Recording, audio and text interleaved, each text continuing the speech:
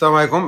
ما قدرتش نعس قبل ما ندير هذا الفيديو. ندوي فيه على 3 ديال المواضيع. الموضوع الاول هو الحفيده ديال طاطا اللي كانت ما بين طنطا وطاطا، وكاينه حاله استنفار الان قصوى لاجل انقاذ الركاب. كنتمناو من ربي السلامه، وكنتمناو تكون الحيطه والحذر، لان هذه الايام غادي يكونوا فيضانات في بعض المناطق، لان كاين نشرات انذاريه. فالكل يكون مستعد والناس يحضروا راسهم، والله يدوز هادشي على خير. نتكلم كذلك على زياش وعلى الطفله جيهان الله يرحمها. نبدا بالطفله جيهان. فانا ما فهمتش كيفاش واحد القاتله واللي تبتات المحاكمه بان ما عندها حتى شي مرض نفسي، وبانها في كامل قواها العقليه، وقتلات بنيته صغيره بدافع الغيره من الام ديالها، لان حقا عكوزتها كانت كتعامل معها احسن، ودوز 8 سنين وتخرج بعفو.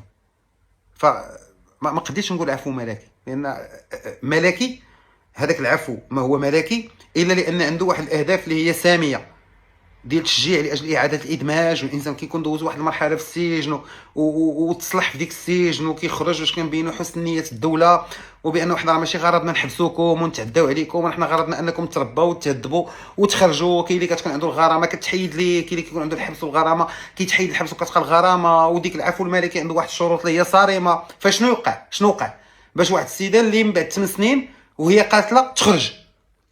خاص توضيح، خاص تحقيق، وخاص توضيح، وما نبقاوش ساكتين، لان هادشي كيسبب حالات ديال الغليان وحالات ديال الكعيه والتقلاق عند الناس اللي ما حنا في غنى عنها. حنا فعلا في غنى عنها، ونبقاو نشوفوا التعاليق السلبيه، ونبقاو نشوفوا التعاليق ديال فقدان الامل. وانتم عارفين بنادم على سبه، وكاين اللي غير كيتسنى المغرب في الدوره، وكاين عندنا اعداء في الخارج، وكل شيء باغي يستغل اي نقطه. الله يرحم لكم الوالدين. راه ماشي معقول ان انسان محكوم عليه ب 25 عام يدوز ثلث المده، وكيفاش واحد قتل وجريمه اللي هي شنعاء، ومن بعد 8 سنين يخرج بعفو. فهذه المساله خاصها توضيح. فيما يخص زياش، انا زياش يقدر يقول اللي بغى، وحنا كاملين عندنا نفس الراي، وكاملين ما مستحملينش الظلم اللي كيتعرضوا ليه الفلسطينيين. ولكن باش تقول الدعم عنده شروط. الدعم خاص يكونوا فيه امدادات، يعني خاص يكون هناك دعم نفسي، ولا دفاع عن الكيان في الامم المتحده، ولا دعم مالي، ولا دعم بالسلاح. حتى شي حاجه من هادشي ما كاينه. نتكلموا على خنوع، نتكلموا على تكاسل، نتكلموا على موقف سلبي. ملي كنتكلموا على الحكومه المغربيه، اما الملك فهو رئيس لجنه القدس، والمساعدات راه وصلوا للناس اللي في غزه.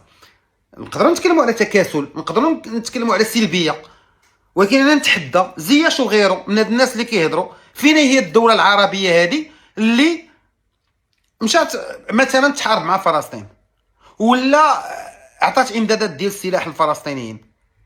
حتى شي واحد. كلنا في الهوا سوا، والقوي يحكم.